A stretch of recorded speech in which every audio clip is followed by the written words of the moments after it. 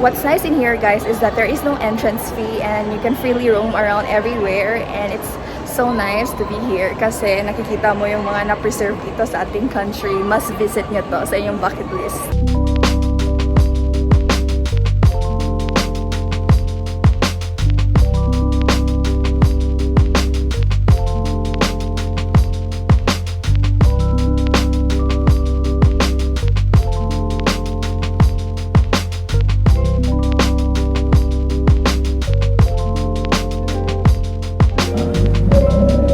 Welcome to the underwater world.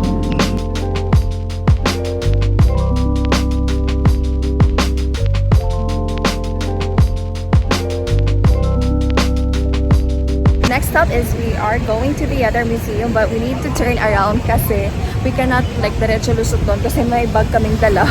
Kaya libot yun, guys. So yeah, init. It's like lunchtime talaga.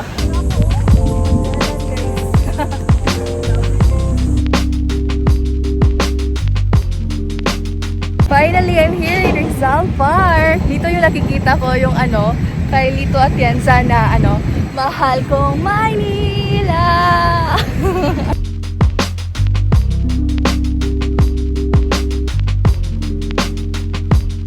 We are done with National Fine Arts Museum and ang ganda, guys, pero hindi na kami pumasok talaga sa loob. Inuna lang namin or prioritize namin yung Spolarium. Tapos kain na kami ng lunch kasi we're so hungry na. Hello! Hi! From Talisay, Cebu. Nagkita kami sa Jollibee, guys. Kami sa Quiapo. Sa Quiapo. Welcome to Quiapo Church!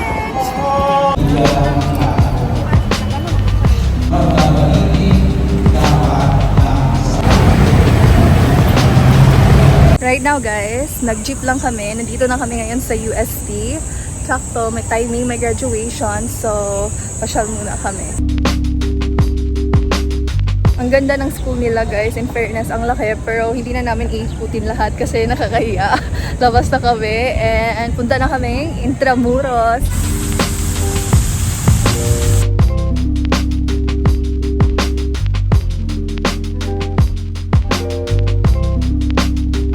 Hello, anong pangalan mo? Addison po. Siya yung nag-tour sa amin, guys. So, nasaan tayo, kuya? Ito tayo sa Baluarte de San Diego. Ito po yung kauna-unang structure na bato sa Pilipinas. Bali, tinayo po siya is 1571. Actually, ito yung kauna-unang tinayo dito. Bali, ito nagsisilbing watchtower kung sino yung papasok sa Pilipinas na. Ah, talaga? Bali, ito pupuntahan natin. Dati po siya yung watchtower, ma'am.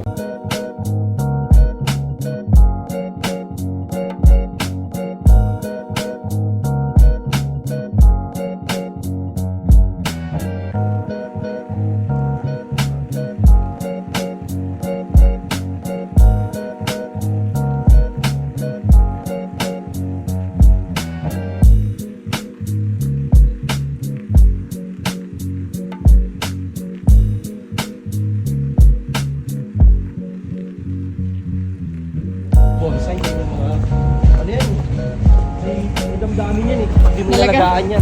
Anong mangyari? Para siya, siya yung mag-self-distraction, yung para magpapakap.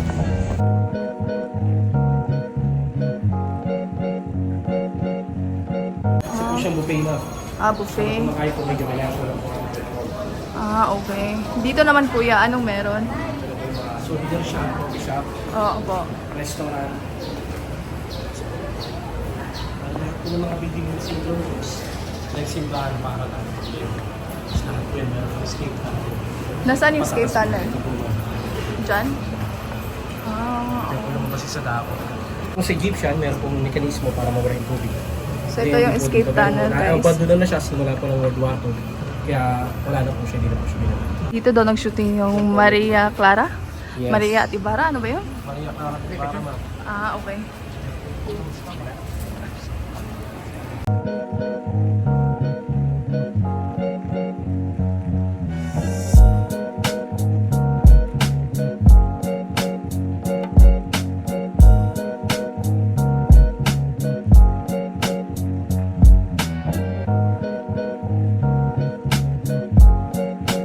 stop is the San Agustin Church, and we're gonna go inside, guys, and check it out.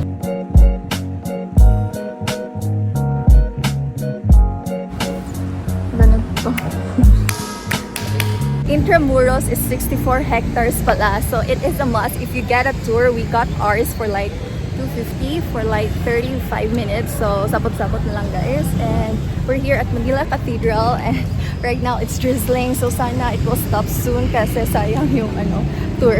We're here at Manila Cathedral, and in fairness, aircon pala siya, guys, and merong kakatapos lang nakasal right now, so yeah. Footprints daw ni Rizal, guys, o papuntang Bagong Bayan, at saka papunta din atang Luneta Park.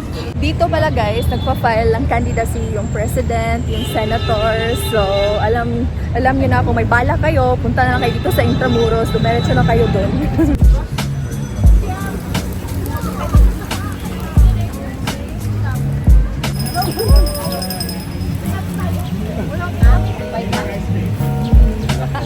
Welcome to Fort Santiago.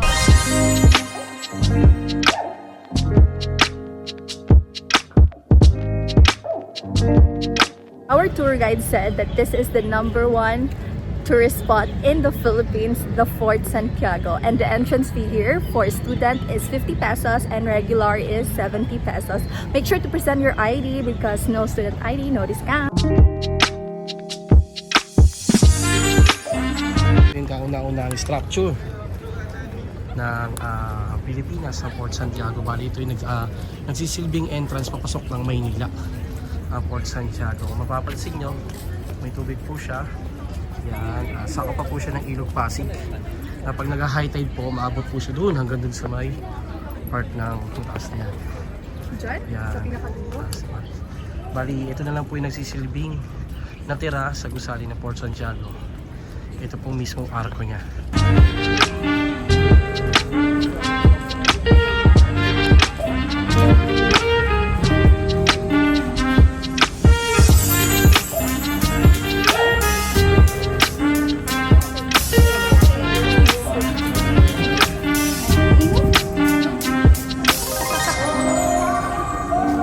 Lahat kasama.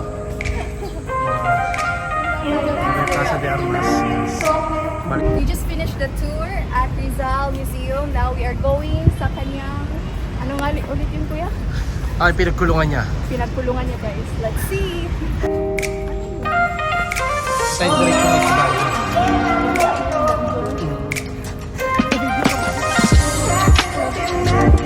Natagpuan yung 600 na namatay na dahil sa World War II.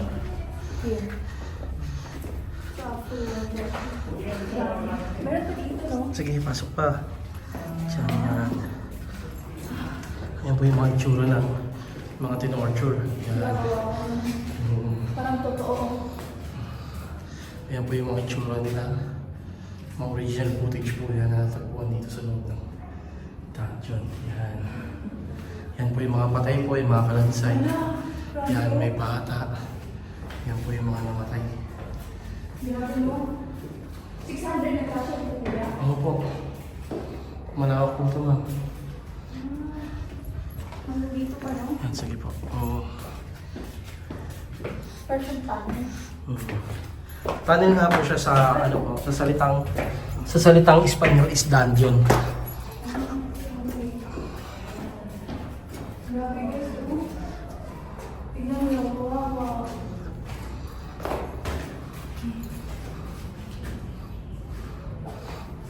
Saan tayo dito? Sige, yan. Ito po yung mga dating simbahan. Ito po yung Manila Cathedral. Yan po. Santo Domingo Church at San Agustin. Let's go. Meron pa dito, kuya? Saan tayo dadaan dito? Sige. Ito po yung itsura ng Intramuros pagkatapos ng World War II. Yan po. Yan.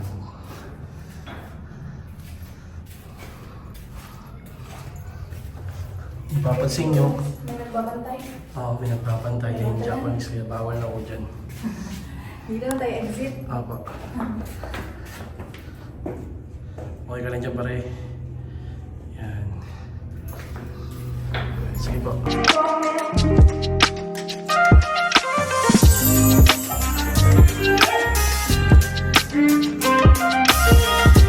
Makikita natin dito ang Wow. yan, ang Pasig River.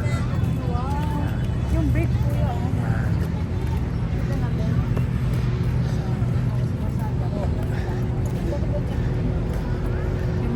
Ang haggard ko kami. Ano po yun, kuya? Bridge? Ayan ang Delpan Bridge. Delpan Bridge. Delpan? Yes. We are approaching the Postigo del Nuestra Señora de Soledad. Hirap na hirap. Hirap pag-Espanyol. Oo. Pero we got a stunning view of the Pasig River and what's the bridge called? It's called Binondo Intramuros Bridge. Oh, okay. How deep is this, kuya? Yes. How deep to? How deep? 15 to 20 feet. Wow. May isla ba dyan? Meron. Wow. Pwedeng hanapin.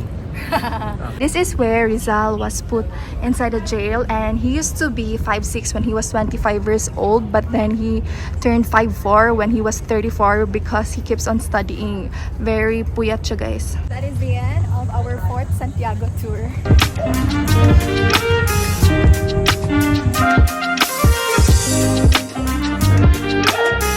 Welcome to Chinatown! Ni hao ma! Chinatown!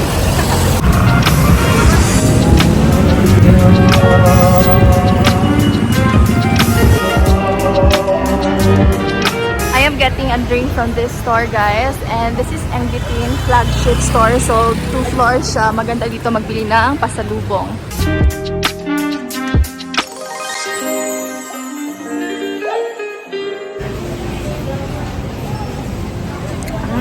The usual milk tea yung kinuha ko, guys. Hindi na yung may flavor kasi gusto ko lang talaga i-try ito. Worth it naman siya. 85 lang. Okay, next stop, we are looking for the fried siopaw that's popular here in Chinatown. So, pangalawang bridge pa, guys. Lakad-lakad muna tayo. Ang haba nitong Ompin Street na ito, guys. We are here at Salazar, guys. And ito yung presyohan ng kanilang siopaw. And gusto ko ding i-try yung hopya nila. Let's look for it here. I will be getting hopya ube para ma-compare ko, guys, sa in between.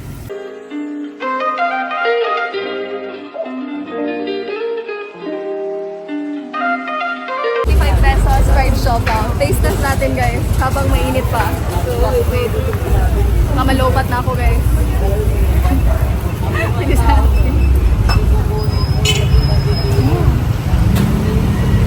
Ang sarap. Really good.